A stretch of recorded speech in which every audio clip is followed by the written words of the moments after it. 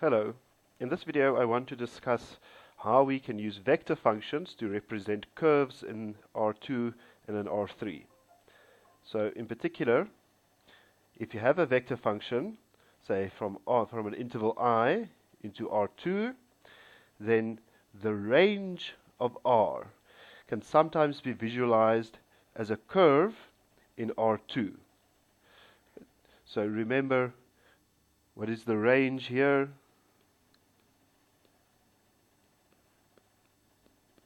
Well, we look at the set of all possible values of the vector function given its specific domain.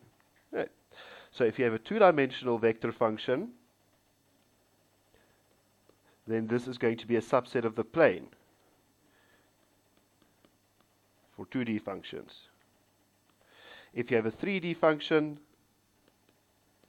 in other words, your vector function takes values in R3, then the range of the vector function, which we denote by the set C, is going to be a subset of R3.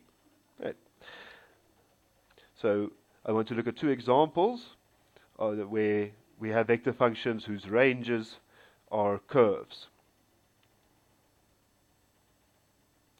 Right. Let's look at our first example. Here our vector function is a three-dimensional vector function. Right, so R maps R into R3, right? Because we've got 1, 2, 3 components. So our vector function R of t is given by R of t equals 1 minus t, t, t. So what does the range look like? Well, let's call it C. C is all the values of R for t in the specified domain. Right, so in this case, it's 1 minus t, t, t, with t a real number. And if it doesn't look familiar yet, we can go a little bit further. Say it's that vector 1, 0, 0 plus t times minus 1, 1, 1. And we should recognize this. This is a line in R3. Right? So if you're still not sure, you can go one step further and see this is 1, 0, 0 plus t 0, 1, 1 minus 1, 0, 0 with t any real number. Right. So what have we got here? This is the line in R3 through two vectors, P and Q.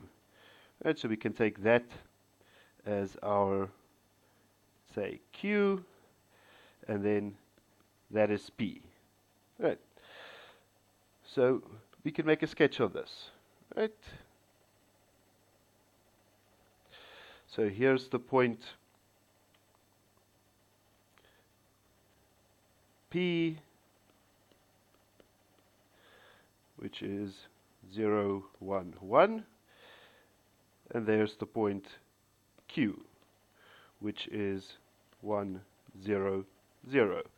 Right? And our vector function is simply the line through these 2 points. So what have we got? We've got a line there. Right? When t is equal to 1, when t is equal to 0, we're down here at Q. When t is equal to 1, we're up here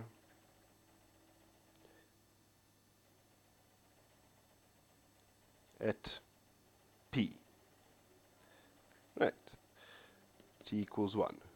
There we have a curve represented by a vector function. And in this case, the curve is just a line in R3.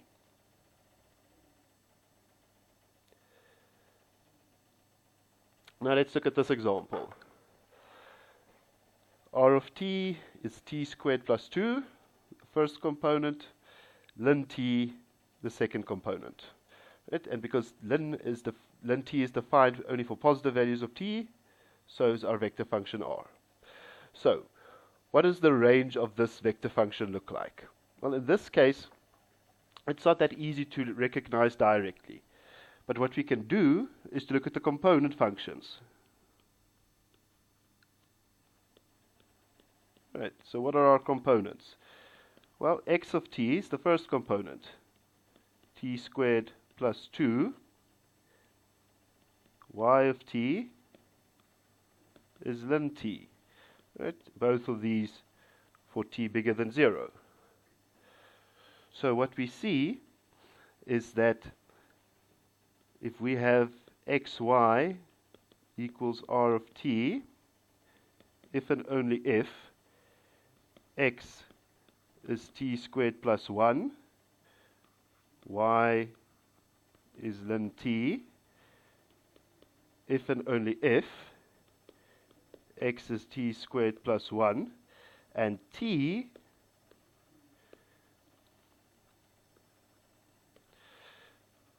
is e to the y.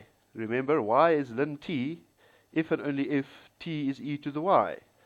Now, the reason why we do this is because now we can get a Cartesian equation by substituting t is equal to e to the y into the equation for x. So we get e to the 2y plus 2. There, that should be a 2. That should be a 2 as well. Right. So here we now have a Cartesian equation for our curve. Turns out our curve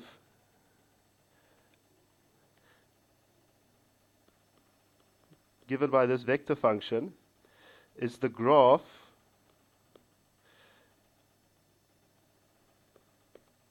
x is equal to e to the 2y plus 2. Right. And this we can sketch. Right, when y is 0, x is 3. Right.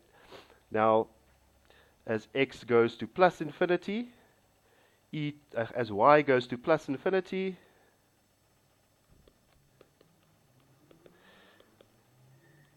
x goes to plus infinity. As y goes to negative infinity, x goes to 2. Right? So,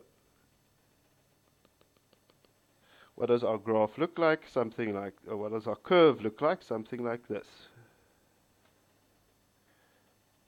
Right. So this is the curve parametrized by the vector function r. xy is r of t, t bigger than 0. Right. So the message in this example is that if we're dealing with a two-dimensional vector function, that it's possible to see what the curve looks like by writing down a Cartesian equation for the curve. In other words, an equation in terms of x and y. In other words, no t. So our job is to take these two equations that we have for x and y in terms of t and eliminate t. Right. Okay. We'll look at more examples in a subsequent video.